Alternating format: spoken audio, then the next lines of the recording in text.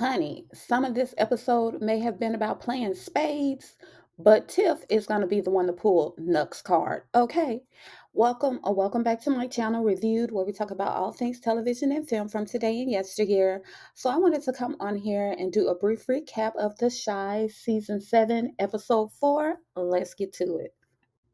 So this was a pretty chill episode. Okay, so the episode was all about Mother's Day and playing spades.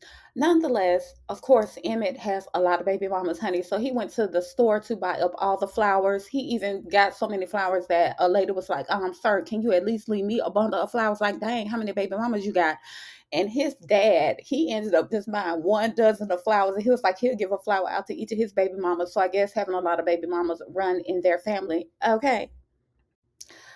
So they're having this cookout, and Jamal is talking to Emmett and his dad, and he's basically letting them know that he's changing his life around and that he is gonna be marrying an old girl.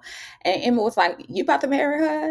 And he was like, "Yeah." And it was like, "You ain't got a problem with all the men she done slept with, you know?" And so they kind of cracking little slide jokes, and old boy was like, "No, she got a pass, I got a pass, but we wiping the slate clean."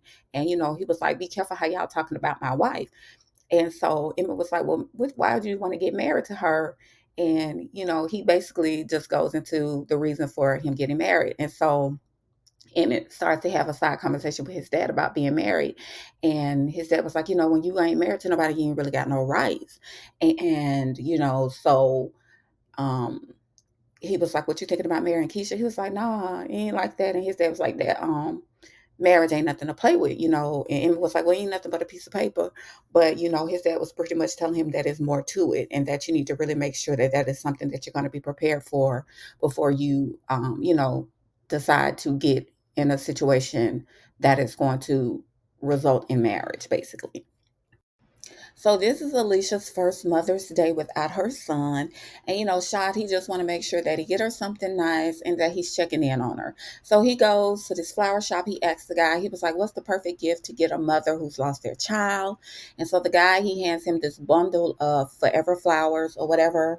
So he buys the roses and he takes them to Alicia. Alicia is getting ready to have a brunch with a bunch of other mothers who can relate to what she's going through. These are mothers who have lost their children as well. So Shadi hands her the flowers and she's kind of underwhelmed. She's just like, okay. But she does tell him, she's like, "Thank you. I appreciate you."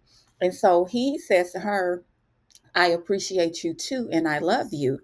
And so when he said that, the look on her face was kind of like, oh, because she didn't say it back. And I don't think that she was expecting it. And I kind of felt like something like this could potentially happen. And it's just like, Shad, come on, sweetie. You know that the situation with you and Alicia is transactional.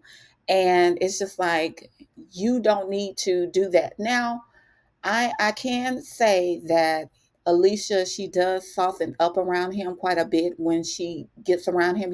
She really softens up. He brings that out in her. So I don't know if she has the same feelings for Shad, but honey, the look on her face and the look on his face when she did not say it back, I was like, okay. But one thing you gotta know, honey, is when you are sitting down at the table with your significant other, if love is not being served, then you need to get your ass up. Okay. So we get to see Bakari and Professor Gardner. They're talking. Professor Gardner's checking in on him. He was like, "What you planning on doing?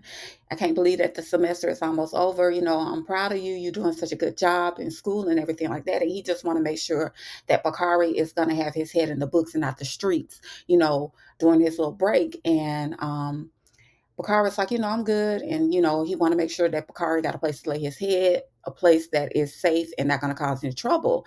And Bakari, he kind of just asked the professor, like, "Why you be on me about, certain things?" He said, and Professor Gardner basically tells him, he was like, "'Cause sometimes when you want to lead the streets," he said, "when you're trying to get your life together and you're trying to make a turn in a different direction," he said, "sometimes the streets basically, they still can suck you in," is what he was saying. And Professor Gardner, he is about to go into a scenario about someone. And in this moment, we really do not know exactly who he's speaking of, but you can tell that he is speaking to Bakari from experience, and it has absolutely nothing to do with Duda. Okay, so this is someone that was personable, a person that he knew that was close to him, that he clearly has experienced loss with, but he doesn't really go into detail with Bakari in this particular moment. So, honey, Jake and Victor get a surprise visit from their mom because Reggie, of course, invited her over. Again, it is Mother's Day because he wanted to see his mom. And when I tell you Victor is not here for it, he is not here for it or her, not at all. So, honey, we have Pastor Charles making his rounds to people's house on Mother's Day. So he goes and greets all these mothers, wishing them a Mother's Day and praying for them. He also ends up going to Tracy's house. And when Tracy's there, her boyfriend ends up opening up the door. And I wasn't clear on if he knows but Pastor Charles, but it almost seems like they know each other, but that wasn't made clear to me. Anyway, so Pastor Charles is going around laying hands on people's mamas, baby, on Mother's Day, praying for them. I'm still trying to figure him out because, again, I named him Pulpit Pimp Jr., but I don't know if he is a pulpit pimp, okay? I am. He is a little hard to read right now because he seemingly is a good guy, like a man of the cloth who actually is trying to do good by the people. But I don't know. I'm still not clear on Pastor Charles. Okay. Happy Mother's Day. You look beautiful. I'm just checking in. Just wanted to wish you a happy Mother's Day. Will y'all shut the fuck up? Man of God is at the door. So Papa, he goes to see his mom. He brings her some sunflowers for Mother's Day. And, she's talking to him. She's telling him, since your father has been gone, everything has been left on me. The finances, I'm still trying to figure out how to maintain things because your father always handled all the finances in the household. And I'm thinking to myself, why is that? Why do you not know how to handle finances? Even if your husband was still alive, like, you should know what to do as far as when it's time to pay bills, your mortgage, and things like that. That just behooves me that, you oftentimes will hear a woman say, if her husband has gone on to glory, honey, where they are not used to handling the finances because they left it up to the man. And I'm just like, girl, why you don't know how to take care of bills? Like, it just makes no sense. But anyway, so Papa's like, well, mom, I'm the man of the house now. So, you need to leave everything up to me.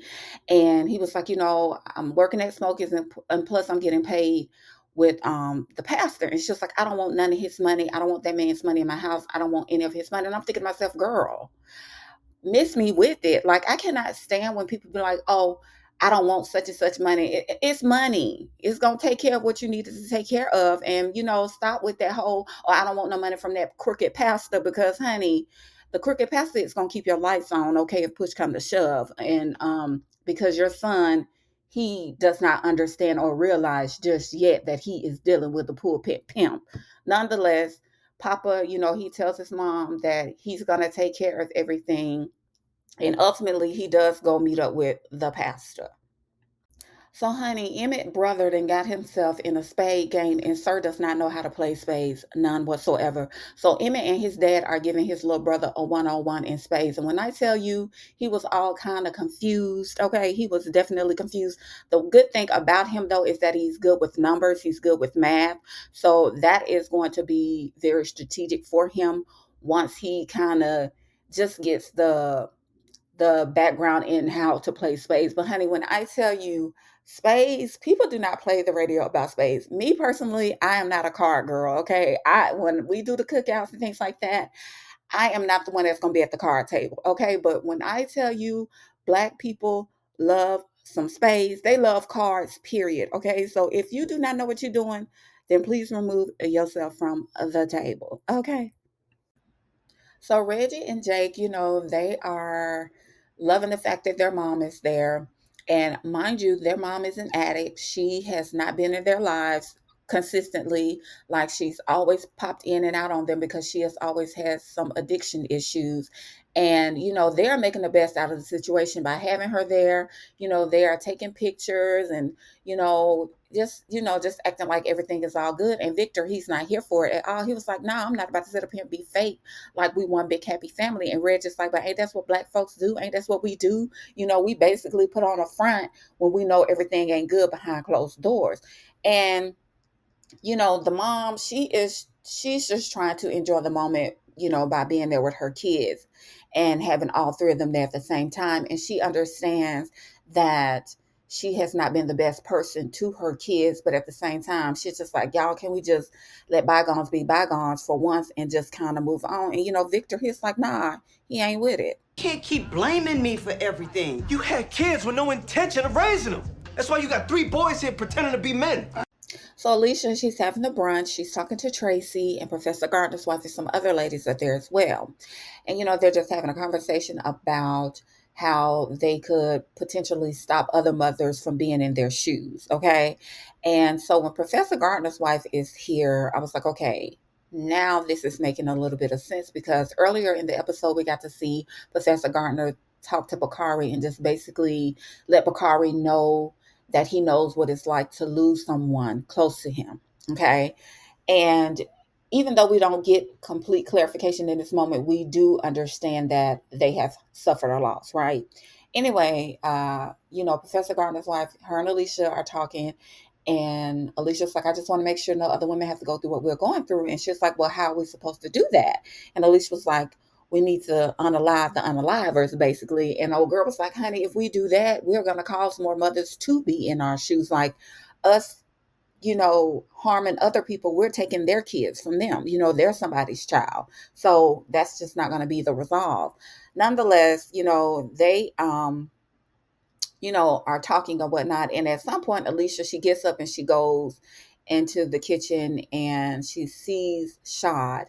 And Shad says to her, "Are you sure you want to sit in this type of energy all day?" He was like, "Emmett and them, they having a barbecue over at the house." And she was like, "What they got to do with me?" He was like, "I just thought that maybe you all would want to change the scenery, just be uplifted and be around a different energy instead of sitting in all this grief." You know what I'm saying? And I really appreciated him for that, because a lot of people might not be able to pick up on that. But the fact that he was able to see that them sitting there, even though they all share the same experience, they have lost a child, it just wasn't a healthy headspace to be in. So I really appreciated the fact that he was able to recognize that and ultimately get Alicia to go along with getting them up out of that type of energy.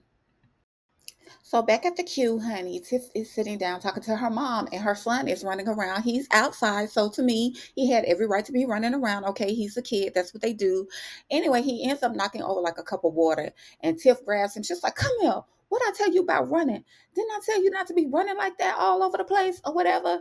And she's like, "Now go over there and play with your brothers." So he goes and hugs Tiff's mom. And Tiff was like, "Why you being so nice to him?" She said, "If that was me running around knocking over stuff, you would have whooped my behind." She was like, "What all of a sudden you trying to basically take up for him?" And her mom was like, "Cuz, it ain't even necessary for you to be acting like that with him." And Tiff was like, "Don't be telling me how to raise my child."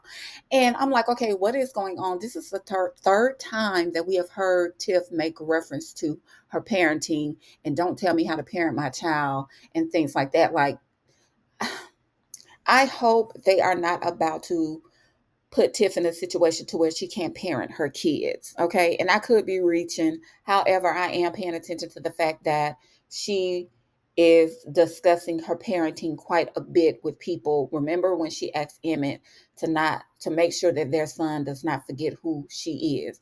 Always make sure our son remembers that I'm his mother. When she said that last week.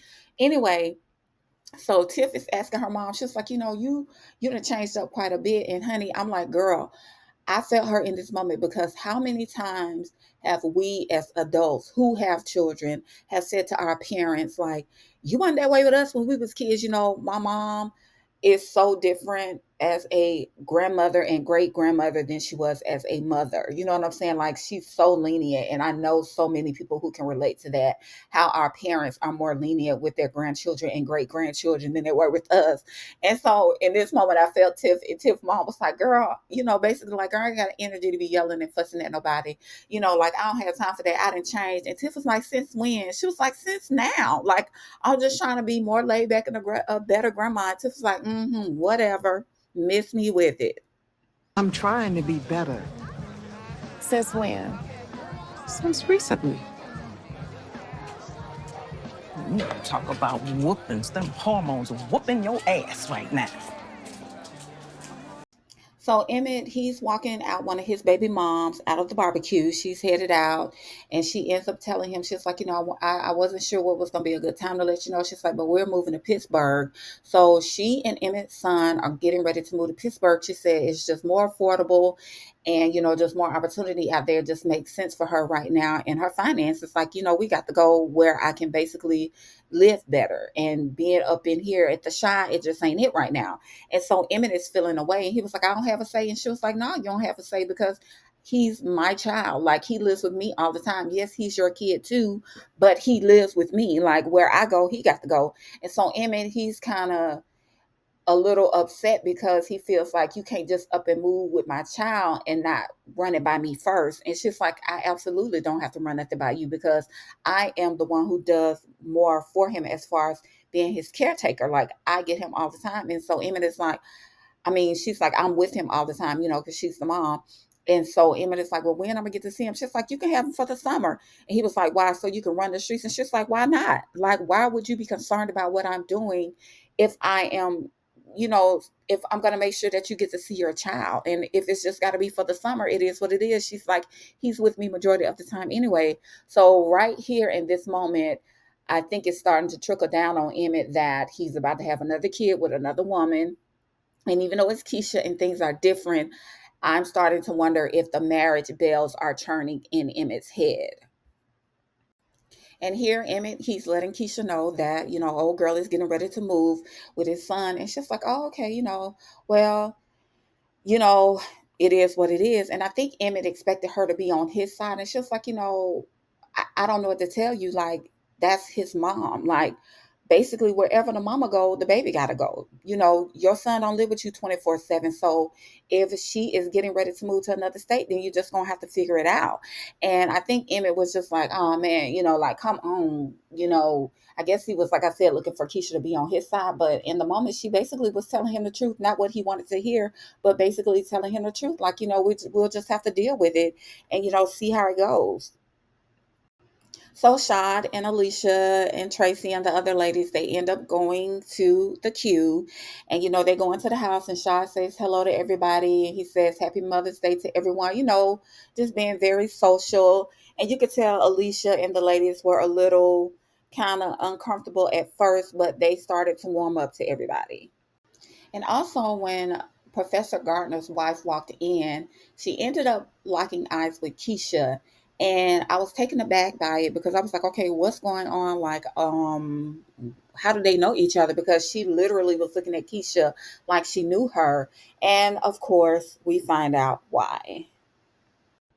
So back at the house with Reg, Jake, and Victor, honey, their mom ends up cooking this macaroni and cheese. They kept asking, talking about Jake and Reg, about how much they love her macaroni and cheese. So she ends up cooking a meal for them.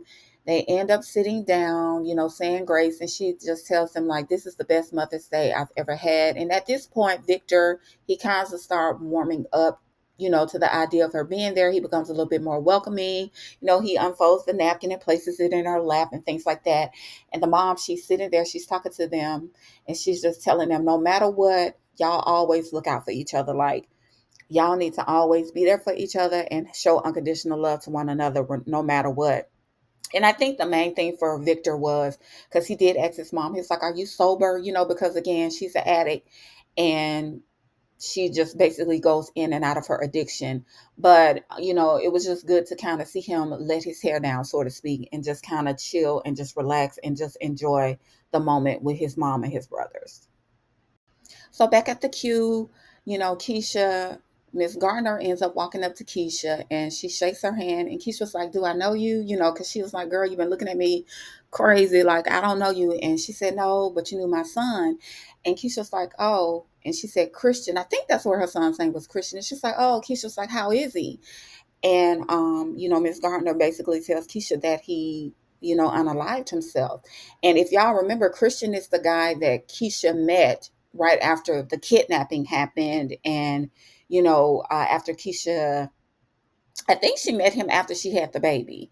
But anyway, that was the young man that really, really liked Keisha. But, Keisha, she was just dealing with a lot after the kidnapping, the baby, and everything like that. She just really didn't have time to invest in anybody but herself and her child. Because, of course, at the time, she thought her son was the kidnapper's baby. But anyway, that is the young man. That is Professor Gardner's and his wife's son. And she tells Keisha that he unalived himself. And, Keisha, you can see her eyes get a little teared up because she didn't know. And she was like, "I'm really sorry to hear that." And the lady was like, "Yeah, he really, really liked you." She said, "So that's how I know who you are." And, she wishes Keisha a happy Mother's Day, and Keisha wishes her a happy Mother's Day as well. Okay, honey. So Hannibal, Professor Gardner, and that dude with the braids, I don't know his name. I don't like him. Anyway, they all playing spades, and Emmett's little brother shows up, honey, because Bakari, he ends up bouncing like he's done. And when I tell you they do not play the radio when it comes to spades, they take this game very, very seriously, and it was hilarious to watch. Okay. So back at the queue, honey, they decide they gotta have, how we do when everybody is around, they want to start doing the line dances. So here we have them having a good old time doing the line dances. And we see Shad and Alicia, kind of get a little lovey-dovey. And again, this is what I mean by he kind of brings out the softer side of Alicia. I mean, she's very feminine. She's very Miss Lady, like, don't play with me. I am that girl, but she also that boss woman too. But again, Shad, he tends to bring out that softer side of her. So I'm wondering if the feelings about Shad loving her, if those feelings will be reciprocated and she feels the same way for Shad. Time will tell. Okay. So, honey, when I tell you Papa, oh, I don't know what is going to happen. Okay. So the pulpit pimp slides over all this cash to Papa. Papa goes to see him and ask him for a loan, to kind of help get his mom's bills and everything caught up and situated. So the pulpit pimp basically tells him, "Nah, it ain't got to be a loan. I'm going to give you the money, you know. And so when he slides all this money over to Papa, Papa was like, "The Lord always provides," and he does, but honey, not in this way because they want your dad at church. So when Charles ends up coming in, I'm like, okay, is he a snake in the grass? Because again, I am like, okay, is he a pulpit pimp junior? What is really going on with Charles? Because Charles got that smile. He's charismatic. It's like, okay, is he really a good man of the cloth or is he like the pulpit pimp?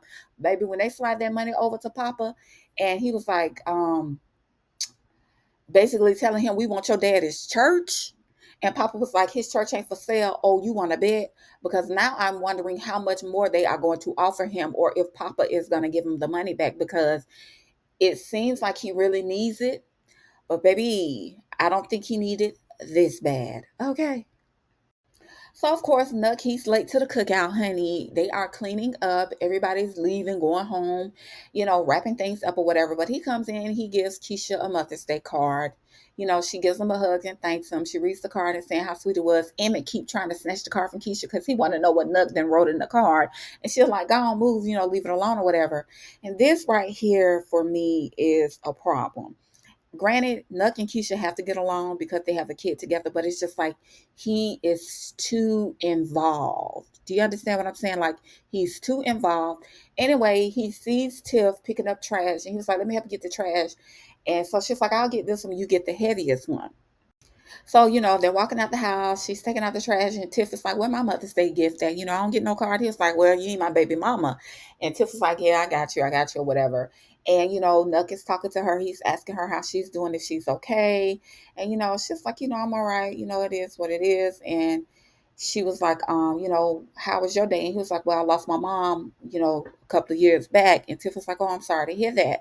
So, they're having a back and forth, a friendly back and forth, which we have seen the last 2 episodes. And I'm like, I don't like this at all.